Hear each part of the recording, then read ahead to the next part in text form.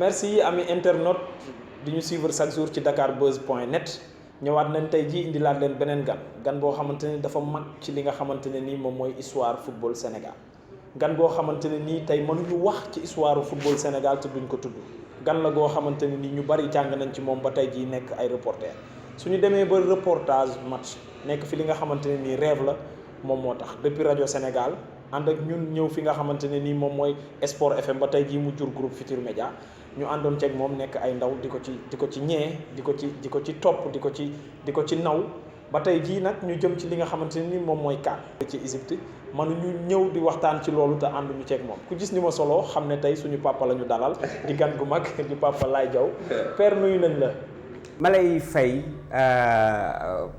Ndoye ma lay fay parce que je disais tout à l'heure da nga may fàttali sama benn xarit bu génn àddina daan diriger Jaraaf de Dakar moo tax bi ma la dalalee ci kër gi moom laa doon xalaat Ahmed Ndoye yow Ahmed Ndoye nga tudd Ahmed Ndoye daf fi bàyyi ay souvenirs yu rëy avec le Jaraaf de Dakar il faisait aussi boole ci du social celui-là parce que bari na ci tey jii footballeur yuy liggéey ci Ahmed Ndoye la ñu jaare ba am boobu liggéey kon tey jii bu dëddoo dama naan mission la bu jeex pour Ahmed Ndoye yow su ma la ganalee nga tudd Ahmed Ndoye da nga ma yóbbu ci moom et comme il s'agit de sport voilà dafa nekk toujours opportunité pour retourner à ce Mbaye Ndoye là qui fut grand dirigeant au Jaraaf li mu doon def ci sportif yi yàlla na nekk yool ci biir bàmmeelam. Amiin Diaw léegi nag fi ñu koy démarrer gannaaw nuyoo bi. di tiis comme jóge nañ ci Ahmed Ndoye ni nga ko waxee bu Jaraaf. ñu dal ci Mor Fadam mi fi dëddu démb di tiis bu dal suñu kaw yow mi nga xamante ne nii def nga lu ne ci sport reporté nga làmb depuis RTS. noo jotee xibaar bi. xibaar bu tiis génnu àddina Mor Fadam bi ma ko déggee.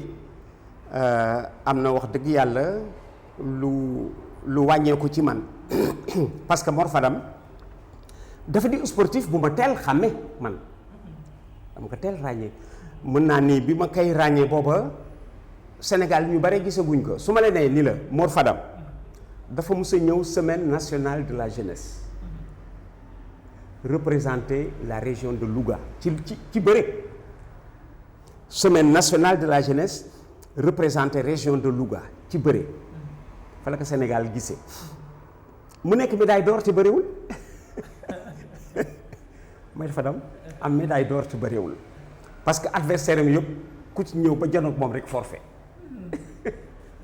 ku ci janoog Mor Fadam forfait parce que da ngay daal di wàññeeku mu nekk nag ku yiw ku yaru ku teey ku yomb nekkal Mor Fadam buy jàmmante ak yow sax doo dégg baat bi ku yaru waa làmb ji jooy nañ ko trop ñun ñi nga xam ne dañ ko teel découvrir wax naa la ko tout à l'heure ci semaine nationale de la jeunesse yàgg na te information boobu ndeysaan maa ngi ko jële woon ci Lougatois bu remarquable woon ci paysage football bi Ibou Ndaw Kébé mu ni ma Ibou Ndaw Kébé ni ma Mor Fadam bi muy feeñ Sénégal semaine nationale de la jeunesse la mu gagné médaille d'or te bëriwul parce que adversaire am yëpp Louga la doon bëreel adversaire am yëpp ku ko ci xool rek daal di forfait ni waa ji moo ma mën ba carrière bu def carrière ba mujj nekk formateur parce que dem na mais bàyyi na fi ay Mor Fadam voilà moom laa wax ni am na ñu nga xamee ni dañuy nelaw du ñu dee Mor Fadam tey ji ci ñooñu la ndax bàyyi na fi xale yu nga xamee ni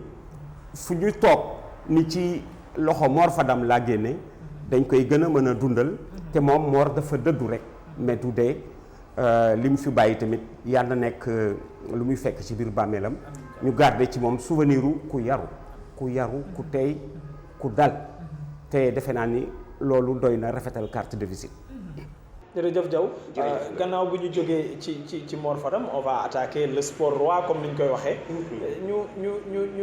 ñu laaj la rek performance su Sadio Mané ci saison bi ren noo ko dundee Diaw war na la def mbégte ak. ah bien sûr parce que Sadio Mané du coup devient un ambassadeur. Sadio Mané devient un ambassadeur parce que xam nga soo ko dee xool muy def yooyu performance di nit ku ñuul ci biir ñu weex léeg-léeg ñu ni kii kan la ñu ni doomu Sénégal la xam nga doy na di ambassadeur li ngay def di ci liggéey ba ñu ciy ràññee sa réew. daaw mu nekk vice champion d'Europe ren mu nekk champion d'Europe au bon moment parce que dafa nekk champion d'Europe bu jël galon ku gis Sadio Mané di jouer nga xam ni yokku na tabarakalla kaar ci maturité. Je vous donne un exemple. Le premier but de Liverpool contre Barcelone ci match retour bi nga xam ni à l'aller ils ont pris 3-0 ku gis anticipation bi mu def ci bal bu nga xamee ni moomu ko mais xam na bal bi fi muy mujjee mu anticiper récupérer ballon bi jouer que pour Origi mu nekk voilà dafay le jeu sans ballon mooy wane maturité joueur le jeu sans ballon Sadio Mané mi ngi gën accompli léegi nag dafa des mu am larges épaules liñ ñi moom la mu ni wéy man la gis nga autorité bi ci Cristiano Ronaldo Cristiano Ronaldo même bu fa dara newul sax fullaam léeg-léeg ma ni fulla bi ci El Hadji Diouf pour Sadio Mané fulla bi ci Balla Gaye le lutteur pour Sadio Mané bu Balla Gaye ak El Hadji Diouf loolu buñ ci jëlee lu ñu sol ci Sadio Mané mu nekk champion d'Afrique parce que au départ kenn du la dàq football. am na ñuy wax sax ne Salah loolu la koy jaay ci biir Liverpool. Salah fulla fayda autorité Sadio Mané est plus complet que Salah. C'est tellement vrai que ñoom ñaar attaquant lañ. mais ñoom ñaar boo ñàkkoon défenseur war ci jouer loo kenn en défense Sadio Mané moo gën apte pour jouer en défense par son jeu sans ballon par ses courses effrénées surtout esprit de défense bi ci moom moo gën a complet Sadio Mané moo gën a complet bon on lui souhaite nag li mu am Europe mu am que en Afrique léeg-léeg quelqu'un ni qui peut plus peut moins mais à celui-là j'ai envie de dire que du benn culture yi ñoo dul benn esprit yi ñoo dul benn contexte bi du benn mais ñu yebeke loolu rek waaw li mu jël Europe yàlla na ko topp en Afrique. amiin Diaw léegi nag comme ni nga ko waxee def nga transition bi ñu dugg ci CAN bi. waaw histoire CAN. waaw ak yow. ba fi ñu toll nii. waaw lan la. Assouvir une passion. histoire CAN ak man bi fi mu toll nii Ahmed dafay assouvir passion parce que man je suis passionné de football. Ma vie est presque dédiée au football. Ma vie. Et ça je l'ai hérité de mon père qui fut dirigeant et qui est mort très jeune. Les réunions de son association se tenaient à Saint-Louis, dans notre maison, dans le sud. muy diriger Saint-Louisienne tey jii mooy di Linguère. foofu laa jëlee passion wu football. ba léegi ñu ngi nii may ànd ak football bi profession bi gën ma ci dëkk heureusement pour moi. may exercer profession bu ma def footballeur à vie. parce que un reporter sportif un journaliste sportif ne meurt pas waaw ne décroche pas c'est tellement vrai que liggéey bi mu war a def ak yow ca studio ba ca rajo ba maa ngi koy def ak yow fii tey jii ci biir kër gi moom laa wax ni toujours da ngay nekk ci actualité bi ñu nekk nag mu nekk nag passion bu nga xam ne assouvir naa ko en tant que pratiquant parce que j'ai joué à la Saint-Louisienne j'ai joué à l'US Gorée j'ai joué à Kaolack au Sporting de Kaolack ba bis bi may arrêté pour dugg dans la profession ba léegi c'est une vie dédiée au football et je m'en félicite et si certainement ma vie était à refaire du ma ni danaa defaat lépp mais li may defaat football ci lay bokk sport ci lay bokk. soo doon bàyyi di nga bàyyi lépp waaye doo bàyyi football. déedéet. jërëjëf Diaw donc histoire CAN. waaw tey boo ko doon tënk. waaw ci ay kàddu yu néew rek. waaw noo ma koy tënkalee Diaw. bon CAN bi mi ngi jël de la dimension mi ngi door 1957 ci ay tournois à 3 1957 ba 59 tournoi à 3 ci diggante Soudan Égypte Éthiopie loolu moo indi d'ailleurs CAF juddu Soudan je suis de ceux qui ont été distingués par la CAF ci cinquantenaire bi en 2007 puisque né en 1957 en 2007 la CAF a eu 50 ans ma am chance su bokk ci ñi CAF doon distingué pour service rendu au football en 2007 fële à Khartoum au Soudan alors loolu yëpp dafa ma gën a dëj ci football bi comme pour me dire tu as fait le bon choix et tu as eu raison de faire le choix du sportif à vie. CAN bi di dem 57 59 ay tournois Soudan Égypte Éthiopie 63 mu commencé jël forme ba 65 mu commencé nekk CAN dëgg-dëgg mi ngi commencé nag dëgg jël forme am dëgg vitesse de croisière comme on dit en 1968. Heureusement que ña nga ca woon en 1968 mu nekkoon justement la deuxième CAN du Sénégal depuis CAN baa ngee jël dimension depuis mi ngi jël hauteur. On a commencé à 3 ay tournois Égypte Soudan Éthiopie puis à 6. Je me souviens de la CAN à 6 en 65 nous sommes avec l'Éthiopie et la Tunisie ci beneen tour bi il y avait Ghana Ouganda Côte d'Ivoire puis 68 mu am 8 équipes 2 poules de 4 depuis 68 muy dem boobu ba léegi dafay monter on est passé de 8 à 12 léegi ñu ngi ci 24 kon mi ngi màgg. La CAF a raison de dire que réussir nañu seen mission depuis le président de l'épopée moderne l'Éthiopien Tessema qui est le président de l'épopée moderne moom Tessema. Il a été si vigilant qu'il lui est même arrivé d'être politique parce que la CAF a réglé des problèmes politiques en Afrique. CAF moo jubale Senghor ak Sékou Touré. CAF waaw du sax par le biais d'une phase finale par le biais d'un match de football un match de football bu réconcilier Senghor ak Sékou Touré parce qu'à l'époque Tessema était président quand Sékou Touré a fait une suggestion quelle suggestion? Sénégal Guinée dañu jouer en aller et retour qualificatif justement à Asmara nous perdons à Conakry 3-0 nous gagnons à Dakar 4-1 avec le règlement d'aujourd'hui Guinée moo doon qualifié parce que c'est 4-4 sur l'ensemble des 2 matchs et que la Guinée a marqué à Dakar. À l'époque ce règlement n'existant pas la CAF programme un match d'appui dit belle à Banjul. CAF dit bon pour Sénégal Guinée on va programmer le match qualificatif à Banjul. Pour ñu àtte leen nañ leen yóbbu ci seen dëkkandoo Gambie. Voilà. Sékou Touré qui lève la voix à la surprise générale qui dit non nous n'irons pas jouer à Banjul non booba temps mi ngay def nag approche pour se réconcilier ak Senghor parce que il se lançait des colibés par voie de presse ku ci nekk boo waxee gaaru sa morom ku ci nekk xam nga ni comme on dit quand les propos sont jetés quand les mots sont jetés ku ci nekk di nga xamee li nga moom. Alors il se lançait des colibés match boobu moo leen réconcilier parce que quand Sékou Touré a levé la voix devant la CAF pour dire non nous n'irons pas jouer à Banjul la CAF aurait pu insister comme pour lui dire doon ñu jox ay directives tu es président de la République mais ñun suñu instance est dirigée par des hommes responsables pour donner la chance à la réconciliation Senghor Sékou Touré. Il pouvait même sanctionner. Voilà pour donner la chance à cette réconciliation Tessema ni bon écoutez on va donner la chance à la réconciliation on accepte la proposition de Sékou Touré. Quelle était la proposition de Sékou Touré quand il a dit non on n'ira pas jouer à Banjul il a dit non on jouera à Dakar ñu leen bëgg yóbbu terrain neutre mu bañ ñi on joue à Dakar surprise CAF abondé dans ce sens pour mu réconcilier ak Senghor et c'est réussi suñu qualification Asmara foofu la jógee parce que finalement la belle ou le match d'appui qui aurait dû se jouer à Banjul s'est joué à Dakar ñu gagné ko 2-1 ci la Senghor ak Sékou Touré nag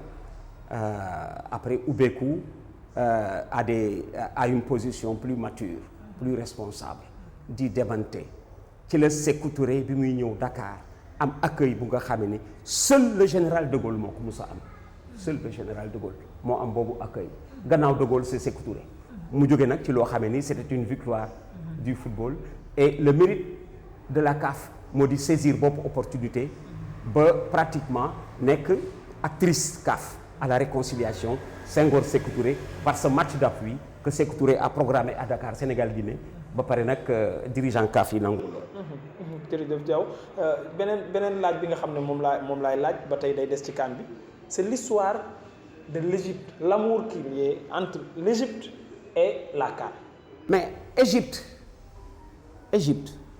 ñoo jur CAN les premiers présidents de la CAF ay égyptiens lañu je crois on a eu 2 ou 3 présidents de CAF d'affilée égyptiens. C'est après que Tessema ñëw éthiopien.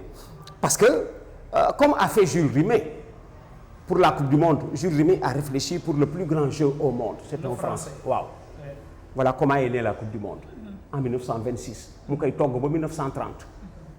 ñu def la première Coupe du Monde en Uruguay. CAF ay dirigeants ñoo doon réfléchir dans ce sens.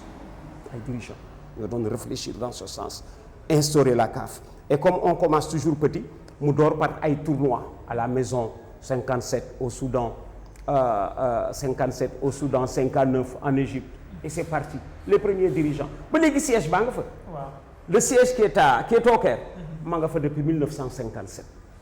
boo doon dem ci analyse nga seet quel est le secteur où une telle stabilité peut être offerte en exemple boobu ngay jël fu siège nekk 1957 2007 di 50 ans nga teg ci diggante 2007 ak léegi am na 12 ans voilà am na 12 ans kon mi ngi nii 72 ans au même endroit égyptiens yi am nañu mérite loolu moo tax dama ni mais Coupe d'Afrique bi moo bëgg Égypte justement parce que Égypte ko juddul c'est vrai que bon am na ci ay victoires yu nga xamee ni au tout début bare war na am 3 victoires yu nga xamee ni au tout début ci ay tournois yooyu la bon par la suite ils ont même perdu des finales entre-temps bon mais ils méritent position bi ñu am ci clé ci CAF te gëm naa ni bis bu CAF cinquantenaire dem nañu fële au Soudan parce que la CAF est née au Soudan mais bis bu CAF dee def centenaire Égypte la ñu war dem parce que ce sont les Égyptiens qui ont réfléchi pour la naissance de la Confédération africaine de football ba jox ko quelques 2 à 3 premiers présidents de la CAF. yàlla na nga fi fekk jaww. amiin mu fekkee merci Ahmed.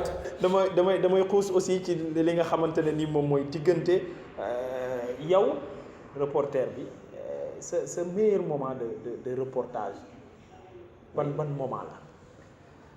Infailliblement dama lay yóbbaale damay dugaat Caire 86. J'ai d'ailleurs été étreint par l'émotion ba jooy en plein reportage. foofu la moomu seddal.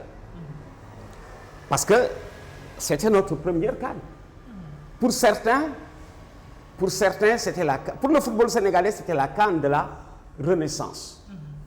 Mais pour nous journalistes c'était la CAN de la naissance. C'est bien vrai que 84 dem naa Abidjan mais juste pour la finale. Je suis allé juste à Abidjan pour commenter la finale à Abidjan, Nigeria, Cameroun. Mais 86 moo di suñu CAN muy nuru pèlerinage. ñu takk suñu bagage dem Coupe d'Afrique fekk Sénégal toog 9 éditions demul Coupe d'Afrique boobu nekk Coupe d'Afrique bu nga xam ne ni nous l'avions pleinement vécu jusqu'aux larmes. Et rien que des émotions avec cette CAN, avec notre inexpérience et tout. Caire 86 livre la waaw parce que yu ci bari def ci xew yoo xamee ni le football était à la recherche d'une identité fa la ko Sénégal amee et su may passé nag mënuma bañ a taxaw ci ay Cheikh Seck ci ay Roger Mendy Jules Bocandé Oumar Gueye Sène Joseph Koto ñoom Thierno Youm ñooñu nga xamee ni ñoo génnee le Sénégal des bas-fonds dugal ko ci vitrine parce qu'on était resté 9 éditions sans Coupe d'Afrique parce que gëjoon nañ fa ba fa seeni ay mag demee ñoom Moustapha Diagne ñoom Amady Thiam ñoom Yérim Diagne ñoom Issa Mbaye et Louis Gomis ñoom Doudou Diong Yatma Diop Yatma Diouf Pape Ndiaye Toumani Diallo ñoo fa demoon 68 xaw nañu nekk papa yi ñoom Bocandé parce que 18 ans ku la mag 18 ans mi nga bëgg nekk sa papa parce que ñoom Bocandé sont venus 18 ans après alors donc mooy méritu génération Caire 86 waaw Pape Fall mooy méritu génération Caire 86 parce que foofu le Sénégal juddoo ci échiquier africain c'est tellement vrai que le jour où le Sénégal a battu l'Égypte en match d'ouverture il y a eu de jeunes Égyptiens qui le lendemain à l'école ont demandé à leur maître où se trouvait le Sénégal sur la carte parce que pour ñoom il tombait de très haut Égypte fi mu toll dans le monde xamuñu Sénégal fekk Égypte biir Égypte gañe ko dañ ñaan ñii ñan la loolu nag mooy judd waaw mooy vraiment lu nekkoon au coup de sifflet final Sénégal bat Égypte mu nekk explosion de joie au Sénégal ci boobu instant pendant le commentaire de fin de match feu Malick Ndao ancien international ancien directeur technique national ancien secrétaire général de la Fédération sénégalaise de football m'amène ci fi ma nekk en position de commentateur indil ma le message de félicitations du président Abdou Diouf le message de félicitations du président Abdou Diouf Malick Ndao daf ko indi tekk ni sama kanam alors bi mu koy lire j'ai été étreint par l'émotion waaw j'ai été étreint par l'émotion ci li ci Abdou Diouf wax message boobu daf ma jooyloo ba léegi am na ñu may laaj boobu reportage voilà xam naa doo ñu ko wax. voilà je l'ai pris en tête oui. voilà léegi bu ñu jógee ci say moment de reporter. tey jii suñu la doon wax le Sénégal les Lions du Sénégal seen meilleur CAN ou bien seen pur CAN yan CAN nga may jox juste ñaari CAN bi gën. ak bi gën a métti bi gën a naqari wala bi gën a yées. gis nga bi gën pour mën ko défendre parce que dama ni waa ji bu ñu lay laaj meilleur joueur laajteel rek ku ci nekk lu mu gañe ki yëpp li mu gañe mooy meilleur moo gën a wóor moo gën a wóor alors meilleur CAN damay foncer sur 2002 on a joué la finale.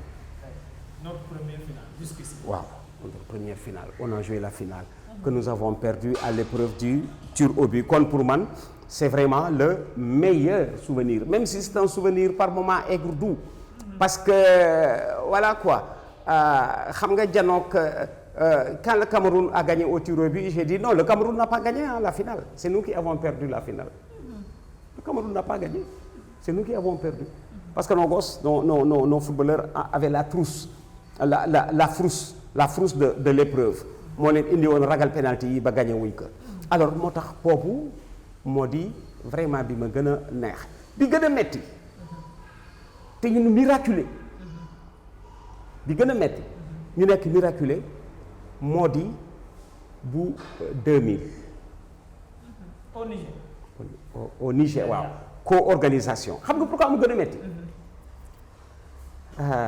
gisoo au Caire en 86 dañu gagné nos 2 premiers matchs perdre le 3e qualifié wu au Caire on bat l'Égypte on bat le Mozambique Égypte 1-0 Mozambique 2-0 ça fait 3-0 sur l'ensemble des 2 matchs on perd 1-0 contre la Côte d'Ivoire ça fait 3-1 sur l'ensemble des 3 matchs et on ne se qualifie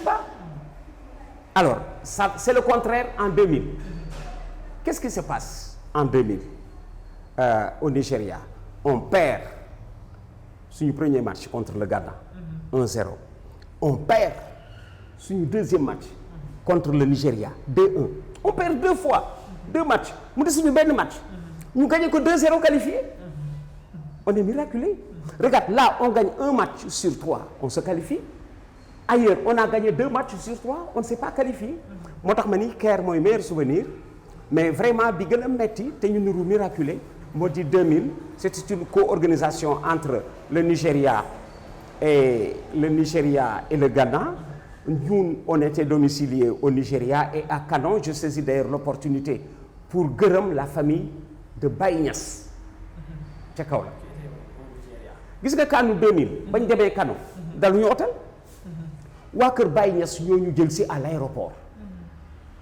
waa kër El Hadji Ibrahima Niass lu defu bis dana musa waxu musuma woon am occasion wax ko lu dul bi nga ma demandé pour man CAN bi nga xam ne dañu niru miraculé mooy boobu. mais man attiré nga sama attention. en 2000 sur turbine yi comme on était à Léopold Sédar Senghor. si vous vous rappelez. waaw dafa mel ni ñu ngi woon suñu biir dëkk. parce que waa Kër Baye Niass. voilà exactement mais gis nga ñooñu dañu agsi dugg naa ba ci néegu Baye Niass Ahmed dama dugg ba ci néegu Baye Niass si sama dàll ca buntu léeba bugg toog ci suuf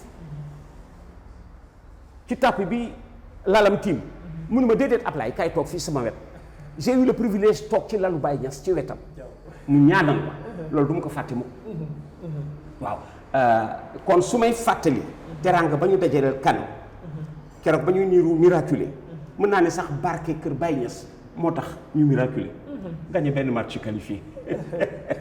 benn match qualifié. par la suite def match bu rëy contre le Nigeria. contre le Nigeria on a mené 1-0 ba mu des 10 minutes.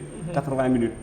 Erreur à ce niveau en finale de Coupe du Monde 1966. 66. On a accordé à l'Angleterre un 3e but qui n'en était pas un. Alors que ñu ngi ci prolongation Angleterre-Allemagne. bal bi dafa dal ci baar bi. rebondir devant la ligne de but. benn défenseur allemand bu ñuy wax Schnellinger. karaw gi dafa weex. Schnellinger moom mbëkk ballon bi génn ko en corner. arbitre bi validé but bi. 10 ans après on reconnaît que du but. voilà la VAR est arrivée un peu tard bon mais mieux vaut tard que jamais. te VAR bi léeg-léeg nga gis nag ñu ko xoos.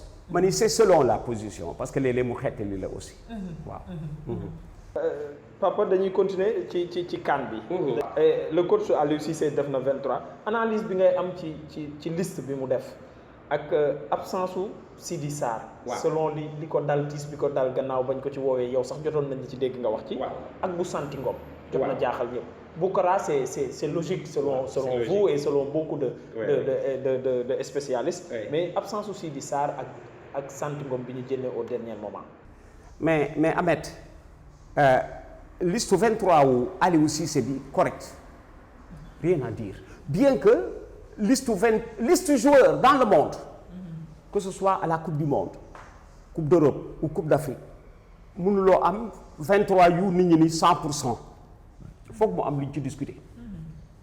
gis naa l'entraîneur de l'équipe d'Italie Enzo Bearzot bi Italie di gagné coupe du monde 82 en Espagne di gagné Allemagne en finale. entraîneur bi xeex na aéroport dugg ci avion soog a dem gagné ci coupe du monde yi parce que bi muy dem benn waaye ka fekk fu mu taxaw attaqué ka ndax liste bi mu simi liste bi xeex moom dugg ci avion bi dem gagné coupe du monde bi alors liste Aliou Cissé bi rien à dire.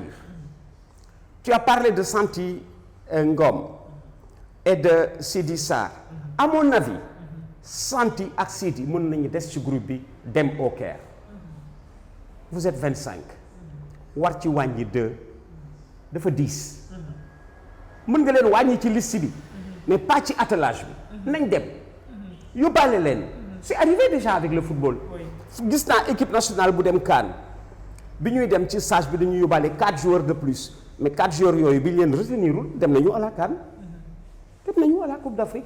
d'ailleurs am na ci benn incident bu ci sosu woon sax Tony Coly ci ñooñu la woon ñi ñu retenirul woon bi ñu naan Bocandé dafa demoon boîte de nuit au Caire en 86 Tony Coly la woon moom la ñu ko jaawalee loon parce que Tony avait des tresses rasta comme Bocandé dem boîte ñu ni moom la mën naa ko firndeel parce que boîte boobu Tony Coly dem ba ñu jaawale ko ak Bocandé man maa ko fa déposé ci oto maa ko fa déposé ma xëy suba ñu ni Bocandé fa nekkoon man la non dañ ko jaawale ak Tony Coly man maa fa déposé Tony Coly ca boîte boobu alors kon bu ñu desee ci loolu nga ma laaj goos yi mënoon nañ leen yóbbaale Santy ak Sidi Sarr ba pare nag ci suñu culture wolof jullit ci suñu culture jullit dafa am lu fi xew lu war tax Sidi Sarr dem avant Aliou Cissé di génne liste 25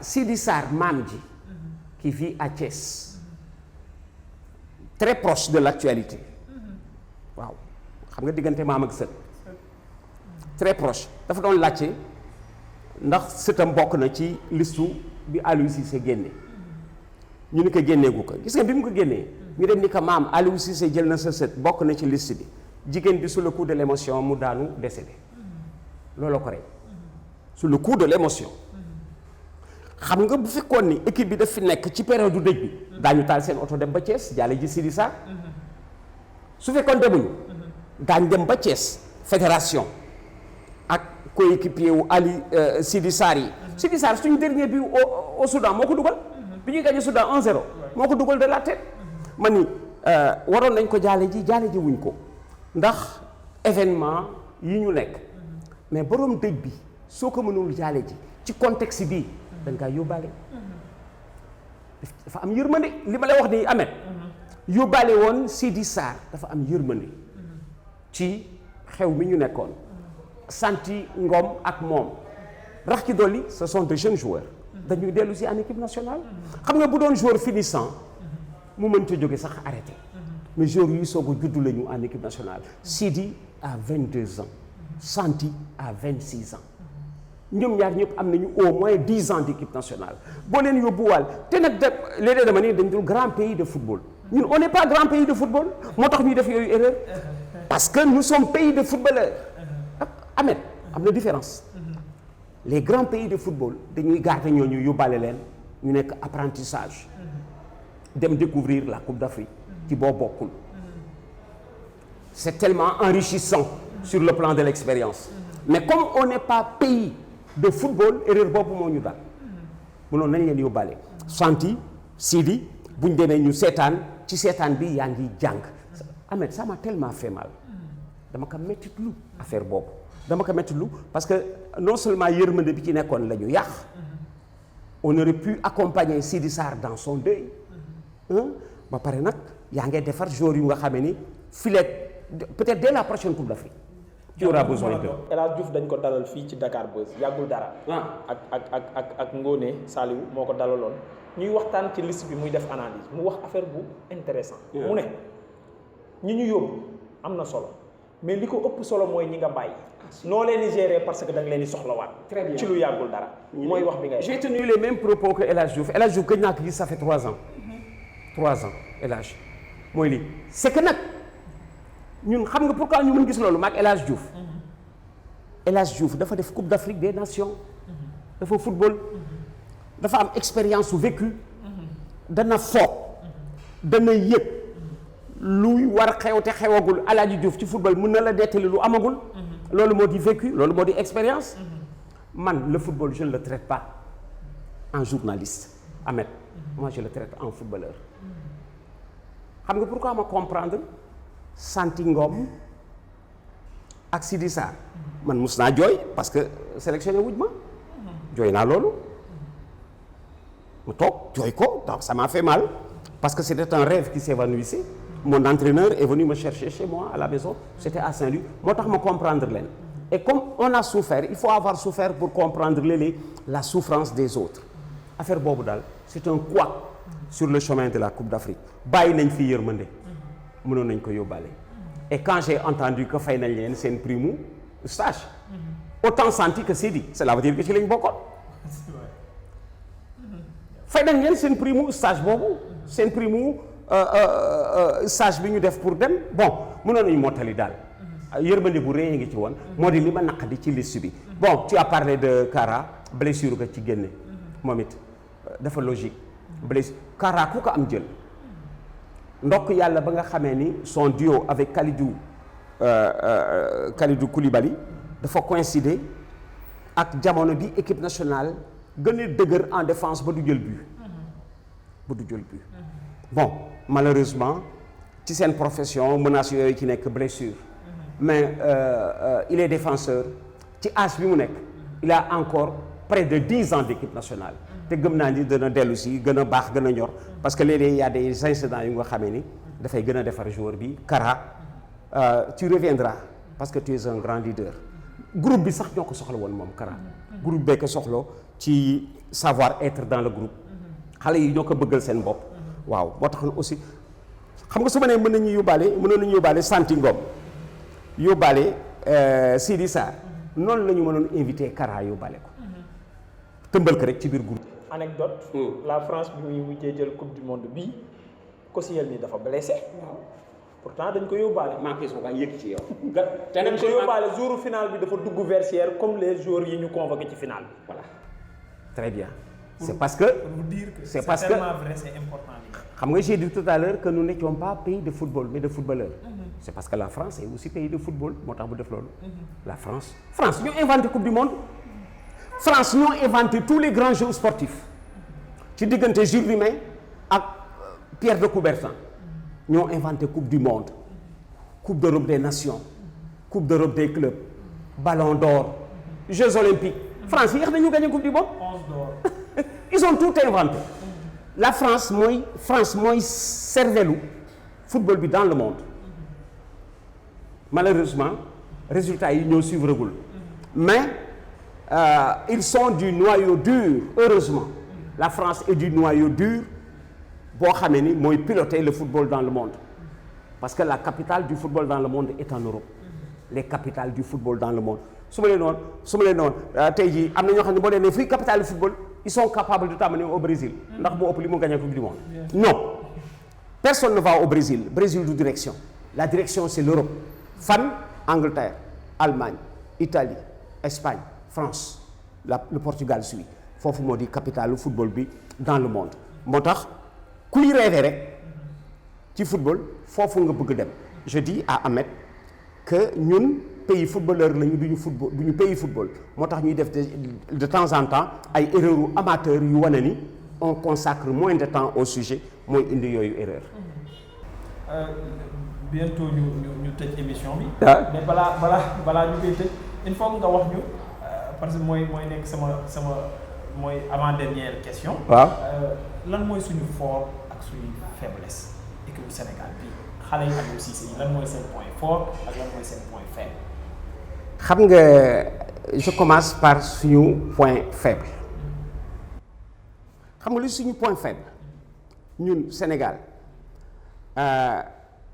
loolu sax moo tee ñu nekk compétiteur Ahmed loolu moo tee ñu nekk compétiteur xam nga football dañ ci deful attention xam nga ci lu ñu deful attention ci football match bi ngeen di 22 war jouer 90 minutes 22 war jouer 90 minutes léeg-léeg vous jouez à 28 parce que ku nekk dana def 3 remplacements mais je m'en tiens à 22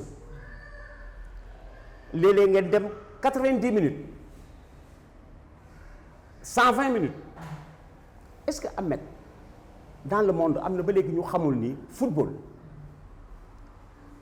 ki gën a bëgg bal ci match bi téyewu ko plus de 4 minutes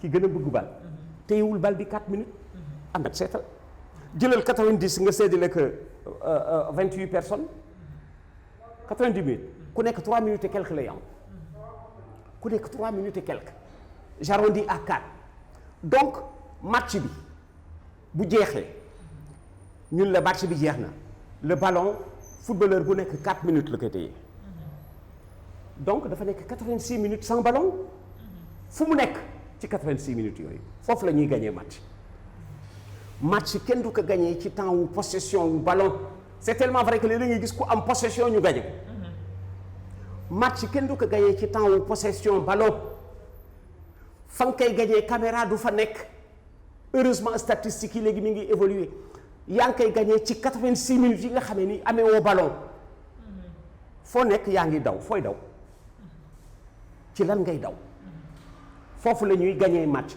xoolal suñu juniors yi le corner contre la Corée en quart de finale de coupe du monde junior il reste 1 minute 20 Corée am corner suñu défenseurs yi dañuy ànd ak coréens yi di daw rek parce que comme coréens yi dañ tuuti bëgguñu taxaw ak njool xam nga dañuy daw àndal ak ñoom di daw jeex na c'est comme si je te disais cours dans 90 minutes tu es en demi-finale de coupe du monde cours dans le vide da ngay ànd ak ñoom di daw ñun foofu la ñuy perdre match on ne joue pas sans ballon on ne joue pas sans ballon. mais Diaw c'est tellement vrai que saa yu ñuy perdre ci année yi passées yëpp ci dernière minute yi la ñuy jël ay minutes. parce qu'on court pas dans le vide. ci moment yooyu c'est très difficile de courir. mais Ahmed faut faire l'effort. Ahmed foofu ngay gagner match courir dans le vide gisoo léegi match bi jeexee yaa ngi gis statistique ñu wan la Liverpool 120 kilomètres. Real Madrid 110 kilomètres.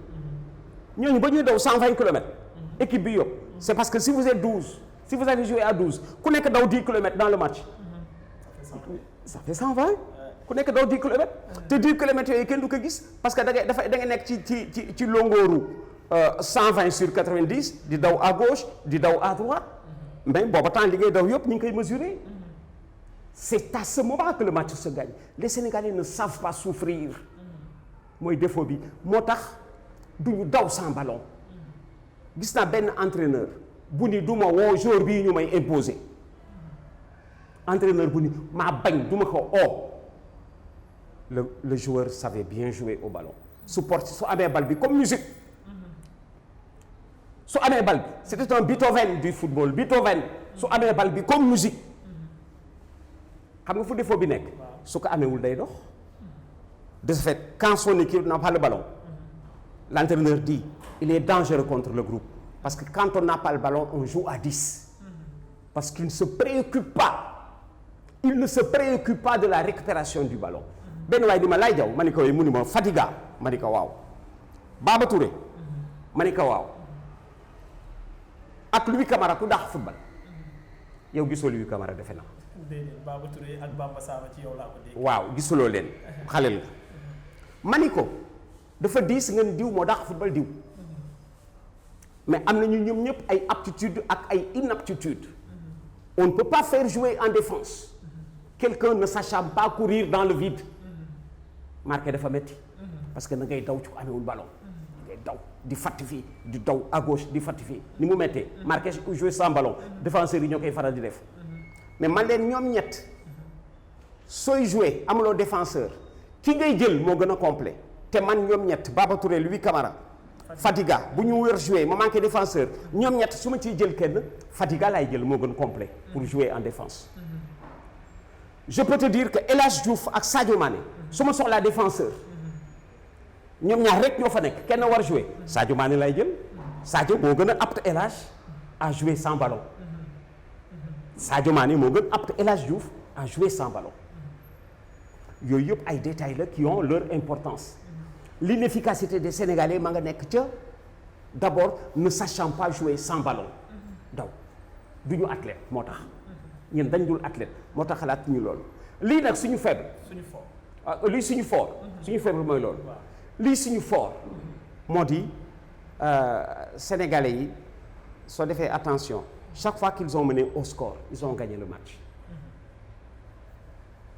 chaque fois qu'ils ont mené au score bootul doo dellu si kon suñu fort mi ngi ci mën gérer situation bu nga xam ne nous menons au score c'est tellement vrai que dès que nous menons au score on commence à bien jouer moo tax on doit toujours s'appliquer ci di war marquer le premier but du match suñ ko tàmbalee suñu bopp daañu dem très loin ba pare nag jàng souffrir gisoo ci gisoo faiblesse waxuma ci maladresse ou peut-être trac tir au but yu bari yi ñuy perte non tudduma ko ci parce que match bi war nañ ko mën gagner avant ñu dem tir au but léegi nag boo ci àggee beneen affaire la du affaire u geste technique yëfu neer la et comme yëfu neer la ki gën di athlète ci yëfu neer ki gën di athlète moo gën a mën a répondre présent ci résultat bi tu as entendu parler de Lamine Diack. Pas encore. Lamine Diack président mondial athlétisme. Je connais Lamine Diack. xam nga c'est un très grand est-ce que xam nga ni c'est un très grand footballeur. ci yow laa ko déggee sport. il a joué en équipe nationale. Lamine Diack. mieux gis nga li ñuy wax tout à l'heure ci footballeur athlète la. Lamine Diack était en avance dès 1967. lan moo def lu wane loolu. Gorée a un ailier bu kenn mënul marqué. Gorée a un ailier bu kenn mënul marqué El Hadj Sarr. yal na ko yàlla yërëm décédé na at yi dafa boole woon sax qualité yu dul ànd technique vitesse. il était capable de porter le ballon à vive allure di ko yóbbu. porter ballon El Hadj Sarr vive allure. suñu Mbappé jamono ji. waaw exactement di ko yóbbu. Gorée doit rencontrer Foyer c'est l'équipe de Lamine Diack. Lamine Diack sachant lire Lamine Diack moo ñu yóbbu à la CAN 68 comme directeur technique. Alors Lamine Diack pour El Hadj Sarr bañ ko poser problème xam nga lu mu def. il va xam nga Foyer équipe yi dañuy am équipe bu basket. handball football athlétisme. il va dans l'équipe d'athlétisme du Foyer jël fa le champion du Sénégal du 200 mètres. il a toujours été intelligent. il a fait venir un athlète de la section d'athlétisme ni ko xam nga lu changé maillot bi ak dàll bi xam nga l'athlète court avec des pointes mu ne ko tey doo sol pointe godasse ngay sol l'athlète court avec un sous-vêtement mu ne ko tey doo sol sous-vêtement maillot ngay sol c'est ce qui change léegi on te sort tu sors du briefing tactique toi ton match c'est El Hadj fu mu waaw buy daw rek ànd na ko moom c'était la tactique de Lamine Diack, c'était la trouvaille de Lamine Diack pour sorte de plan anti El Hadji Diouf Sarr. Il a fait déjà venir un athlète pour football. barki démb dama doon seetaan France Nigéria football féminin coupe du monde. français yi mën leen trop. mais mënuñ leen gagné xamul tax. Nigérians yi dañu athlétique trop. penalty lañ leen may pour gagner France. pour gagner à Nigéria. penalty lañ leen may te penalty bi 2 fois la ko waa ji dóor. 2 fois da ko dóor gardien bi repoussé ko mu recommencé. français yi dàq football fuuf. mais Nigérians yi ñoo gën a athlétique ba léegi nag 0-0. penalty yi moo leen mujj départage moo tax ñun gis nga ci côté woowu bu ñu ci travaillé on va faire très mal bu ñu ci travaillé ci fi ñu faible athlétiquement et dans le jeu sans ballon nga yóbbaale football 90 minutes la mais 4 minutes rek nga cee am bal 86 yëpp da nga ko war di daw soo ci daw ci ngay perte match. c'est tellement vrai li ngay wax mondial bii passé ñu bari dañuy def analyse ne carton moo ñu toll man je dis non xam nga lu tax. premier match bi à 2-0.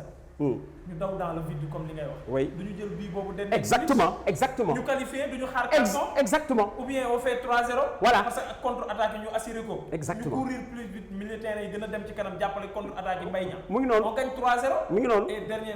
jeex na c'est savoir c'est savoir souffrir. parce que yaa ngee daw ci loo gisul. mais doo ko gis te mais nag loolu moo lay gàññaloo. li nga dul gis moo lay gàññaloo. bis bu ñu ko cultivé. rythme de match tous les 4 jours dañuy changer. gis nga Coupe d'Afrique bi su fekkoon ne dañ ko programmé ci année bi. mu door ren war jeex dans 9 mois. kii nekk champion du bokk ak kii nekk champion au bout de 15 jours. parce que ça change. moo tax pronostic jafe. on passe pour la première fois à 24. déjà beneen facteur la. non encore maîtrisé. cela veut dire que entraîneurs yi daañu gën a soxla seen groupe 23 parce que généralement ñi daan gagné Coupe d'Afrique 6-7 matchs maximum bi yoon da nga cee dolli 2 mu nekk 9 presque pour gagner la Coupe d'Afrique nous sommes 24 alors dafay jafe nga dem droit au but c'est match après match y a quelqu'un qui dit il faut nga gis équipe yi bu ci nekk 2 fois 3 fois sax soo gisee équipe yëpp 3 fois ci ngay mën a xam valeur yi te gis nga ci 24 yooyu nekk ci phase finale bi 14 ont joué la finale 10 l'ont gagné Ahmed 24 yi fa nekk 14 ont joué une finale de Coupe d'Afrique 10. seuls 10 ñoo demul finale ko ñoo xamagul luy finale Coupe d'Afrique. waaw et il y a 11 pays qui ont été à la Coupe du Monde ci 24 yi 11 pays sont allés à la Coupe du Monde te gis nga boo jógee Coupe du Monde. la nga fay jëlee gaañu duñ ko gis yow yaa koy yëg waaw sa adversaire yi duñ ko gis yow yaa koy yëg di doxe loolu xam nga Sénégal dafa jógee Coupe du Monde 2018 bi négal ba nga xool ko ci Coupe d'Afrique bi xam nga 2018 daaw la woon négal ba nga xool ko ci Coupe d'Afrique bi daa sentir un plus boo xam ne da nga naan mais ça c'est une surprise agréable mooy lañ jëlee ci Coupe du Monde ba Coupe du Monde bi gisoo suñu dernière CAN amuñu défaite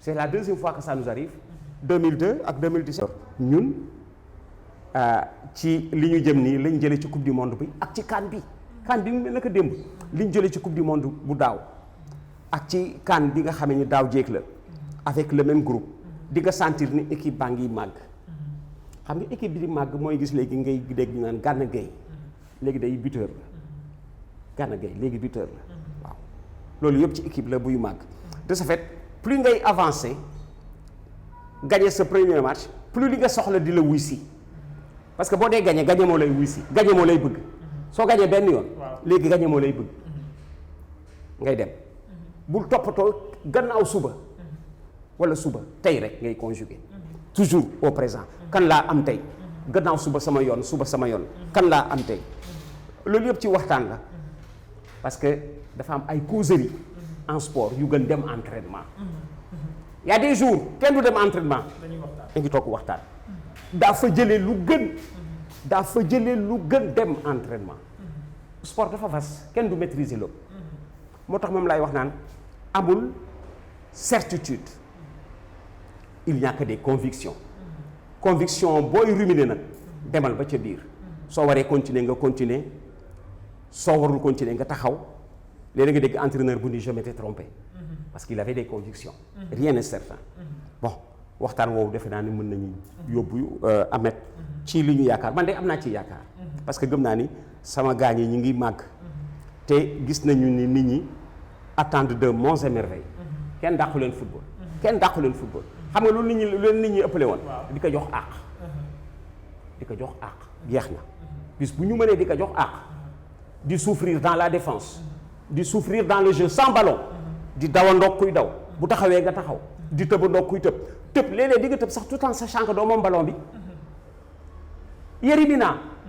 Yérimina bii bu Colombie bi mu ñu éliminé à la coupe du monde xam nga lan la woon boobu tëbandoog moom rek tout en sachant que doo moom ballon bi jeex na du mbëkk dans le vide pour le gêner da ngay jóg rek verticalement pour le gêner boo tëbee du mbëkk yow booy tëb di nga xam ni moomuloo ko mais dooni comme moomu ma ko du ma tëb daf lay rey comme moomu ma ko du ma tëb moom bi tëb daf lay rey jeex na détail ci ay détails insignifiants bi suñ ko maîtriser képp kuñ daan gañe daañu la gañe tey. dëgg la Diaw man je vais aller plus loin pour ñu tëj. waaw je vais aller plus loin. man je m'imagine déjà ñu nekk ci finalu Coupe d'Afrique. waaw bu la neexee dama lay jox benn situation nga reporter ma match boobu. non Diaw. non du ma non. ci dernière minute bi le Sénégal est mené à. non du ma ko reporter xam nga pourquoi. maa ngi niru un danseur bu ñuy fecculoo te amul musique.